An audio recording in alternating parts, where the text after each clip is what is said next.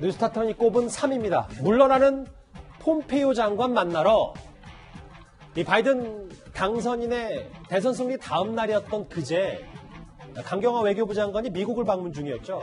여기서 폼페이오 국무장관과 오찬을 함께했습니다. 대선 결과가 나오기 전부터 예정됐던 일정이긴 한데 그 시기를 두고 여러 뒷말이 나오고 있습니다. 폼페이오 장관 만나신다고 그러던데요. 예, 폼페이오 장관의 초청으로 기본적으로 왔고요. 서로 시간을 맞춰서 내일 이제 회담을 하기로 했습니다. 어쨌든 폼페이오 장관하고는 늘 소통을 해왔고 1월 20일까지는 저의 상대역이고 그래서 민감한 시기지만 그래도 와야겠다 그래서 온 거고요. 이 얘기 하나하나 풀어보겠습니다. 이준석 의원님. 강경화 장관도 본인 스스로도 민감한 시기라는 얘기를 했어요. 이 얘기인즉슨 가긴 갔는데 폼페이오 장관 만난 게 헛걸음 아니냐라는 지적도 야당에서 있거든요. 그리고 실질적으로 지금까지 북핵 외교나 이런 데 있어가지고 강경화 장관의 역할이 무엇인지 아직도 국내에서도 잘 모르는 사람이 많습니다. 특히 이동훈 본부장이나 이런 분들이 긴급하게 방미하는 이런 모습들 제가 많이 봤었는데 이번에 강경화 장관이 의례적인 방문을 한 것인지 모르겠으나 저는 문재인 정부의 대북 정책 자체가 이제 궤도상 굉장히 좀 큰 오류로 이제 말할 수 있다 이런 생각을 하는 것이 선거 전에 이제 우리 정부 관계자가 뭐라고 했냐면요. 종전선언을 빈틈없이 추진해가지고 나중에 미국 대통령 당선인 누가 되더라도 우리 방향 쪽으로 끌고 오겠다는 취지로 말을 했거든요. 예. 근데 이게 바이든 당선인 입장에서 지금 생각해보면은 굉장히 기분이 나쁠 수 있는 이야기입니다. 왜냐하면 바이든 당선인 같은 경우에는 이전 정부의 오바마 행정부에서 부통령을 했었고 실질적으로 지금의 트럼프가 추진하는 어떤 이벤트 중심의 외교와는 다른 방향성을 가져갈 것으로 이제 보여지는 상황 속에서 저는 지금 폼페이오 장관과 어떤 말도 할 수 없었을 것이고 실질적으로 말을 오히려 많이 했다 그러면은 그 부분이 바이든 정부와의 나중에 외교 갈등으로 비화될 수 있는 부분이 있기 때문에 저는 이번에 강경호 장관 가가지고 큰 역할은 없었을 것이다 이렇게 생각합니다. 야당에서는 처량한 외교 아니냐라는 비판까지 나왔는데요. 장혜철 변호사님. 제가 화면에 정리한 이걸 좀 같이 보실까요? 그러니까 외교장관 회담이어서 물론 폼페이오 장관이 이제 실권이 있든 없든 장관격이 만나는 자리가 맞느냐 했을 때 근데 또 미 국무부 자료에는 여기 그냥 워킹 런치라고 해서 단순한 업무 오찬이다. 그 격도 많이 떨어졌다. 이런 얘기도 있습니다. 저 워킹 런치라는 표현 공식적인 자료에서 참 오랜만에 보는 것 같은데 자주 등장하는 표현은 아니거든요.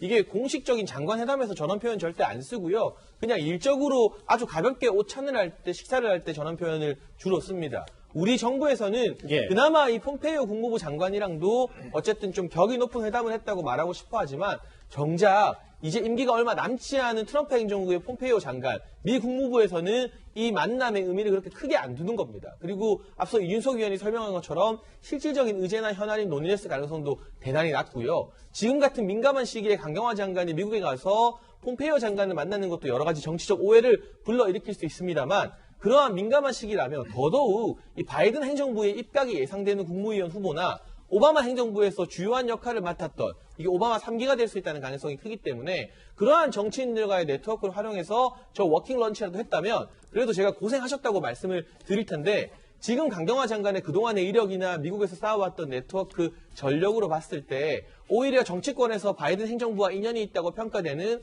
범여권의 박지원 국정원장이나 범야권의 박진 의원 그리고 또 우리의 원로인 반기문 전 총장님 이런 분들과 같은 수준의 어떤 네트워크가 전혀 없지 않겠는가. 그렇다면 이날의 방문이 실질적인 소득은 없고 폼페이오 장관 만나서 오히려 바이든 행정부에 좀 미운털만 박힐 수 있는 무의미한 마이너스가 될 수 있는 방문이 아니었나 하는 생각이 많이 듭니다. 글쎄요, 헛걸음이라도 일각에서는 그래도 만난 것 자체에 큰 의미를 부여하고 예정된 일정이었으니까 안 갈 수는 없다. 이런 의견도 있습니다. 근데 이현정 의원. 네. 어제 문재인 대통령이 이런 말을 했잖아요. 트럼프 대통령의 대북 성과를 이어가자. 그런데 이제 화면에 지금 나올 텐데 바이든의 외교 천매라고 불리는 블링컨 전 부장관은 북한을 쥐어짜서 협상 테이블로 나올 수 있도록 해야 된다. 우리 정부와 앞으로 바이든 이제 행정부의 생각이 좀 많이 다른 것 아닌가 걱정이 좀 되는 부분입니다. 그러니까 블링컨 전 부장 같은 경우는 지금 국가안보보좌관으로 유력한 인물이죠. 그렇게 된다면 우리가 ABT라는 게 있습니다. 그게 뭐냐면 Anything but 트럼프라는 게 있어요. 예. 지금 이 바이든은요, 트럼프의 T자도 듣기 싫어합니다. 뭐냐면 예전에 아시겠지만 이 정권이 바뀌면 세상이 바뀐 겁니다. 지금 미국은 정권이 어떤 면에서 보면 단순히 대통령의 이양이 아니라 정말 세상 자체가 바뀐 거예요. 모든 게 바뀐 겁니다. 즉 트럼프 정부의 모든 정책들을 바이든 정부는 전부 다 뒤집을 겁니다. 자, 그런 시점에 있는 거예요. 더군다나 지금 트럼프 정부에서 대북 정책에 대해서 뭐라고 그랬습니까? 바이든 당선자가 폭력배라고 그랬어요. 김정은 위원장을. 그리고 또 이 정책에 대해서 잘못했다고 지금 모든 게 잘못됐다라고 이야기를 하고 있는 상황 아니겠습니까? 예. 자, 그런데 지금 우리나라 대통령이 성과를 승계하겠다라고 이야기를 하지 않습니까? 일단 성과를 보지 않는데 그걸 어떻게 승계를 하겠습니까? 이미 세상은 바뀌었고.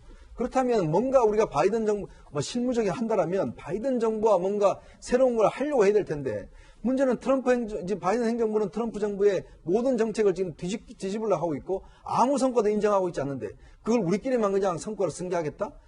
그러면 미국 측에서 어떻게 바라볼까요? 굉장히 어떤 면에서 보면 처음부터 엇박자가 날 수밖에 없고 더군다나 강경화 장관의 저런 행보는 지금 이 바이든 행정부의 입장에 봤을 때는 아니 지금 이 시점에 이미 권력 바뀐 줄 모르나? 이렇게 생각할 겁니다. 자, 그러면서 본다면 지금 외교라는 게 타이밍이 굉장히 중요합니다. 예. 그리고 또 이 새로운 정권이 어떻게 바라볼지가 중요한데 그렇죠. 지금 상당히 우리 정부가 바라보고 있는 게 저는 굉장히 헛다리 짚고 있는 게 아닌가 하는 그런 생각이 솔직히 듭니다.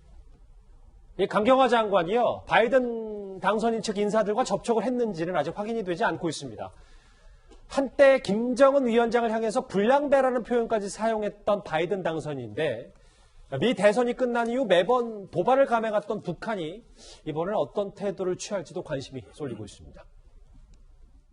He's legitimized North Korea. He's talked about his good buddy who's a thug on the condition that he would agree that he would be drawing down his nuclear capacity to get that the Korean Peninsula should be nuclear-free zone.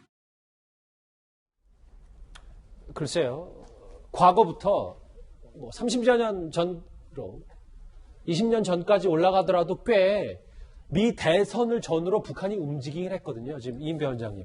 트럼프 대통령이 국방장관도 대행으로 앉히고 만약에 권력 수장들도 바뀐다면 안보 공백이 있을 때 북한이 도발하는 건 아닌지 좀 걱정도 됩니다. 그런 예가 꽤 많이 있었습니다. 저도 이거 부처에서 일해보게 될 때 2009년 때 보면 예. 사실 2009년에 버락 오바마 대통령이 들어섰을 때 2008년까지 W 부시 대통령 때 악의 축이라고 말해서 세게 무기를 붙일 때까지는 조용했다가 버락 오바마 대통령이 들어서서 오히려 더 좋은 환경일 수 있었는데 그 4월 달에 ICBM을 발사하고 이제 인공위성이라고 말했지만 ICBM을 발사하고 5월에는 2차 핵실험까지 감행하게 됩니다. 예. 그렇게 함으로 인해서 버락 오바마 대통령이 쟤네들하고 이제 도저히 쟤네들은 말이 안 되는 사람이고 이제 상대구나라고 이제 마음을 접기 시작한 계기가 바로 그거였습니다. 예. 그때 김정은 위원장이 이제 후계자로 낙점됐던 시기였습니다. 그때 이미 겪어봤던 김정은 위원장이 또 그런 실수를 한다.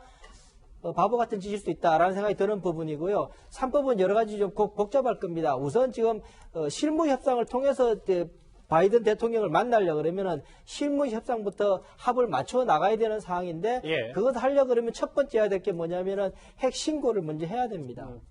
핵 신고를 해야지 그다음부터 거기에서 3법을 맞출 수 있는 상황인데 예. 그거를 지금 김정은 위원장은 안 내놓겠다 그래서 협상이 안 됐던 부분인데 과연 내놓을 것인가 여러모로 지금 침묵 속에서 김정은 위원장이 이제 고민이 많은 그런 상황이다. 날은 추워지는데 먹을 것에 식량은 떨어져가고 있는 상황이라서 굉장히 고통스러운 겨울을 보내고 있다라는 생각이 듭니다. 미국 대선 결과와 관련된 우리 외교 그리고 한반도 정세 얘기 저희가 핵심 내용들 하나하나 짚어봤습니다. 이 크게 봤던 미국 대선 얘기는 여기까지고요. 다음 주제 이제 국내 소식으로 넘어가 보겠습니다.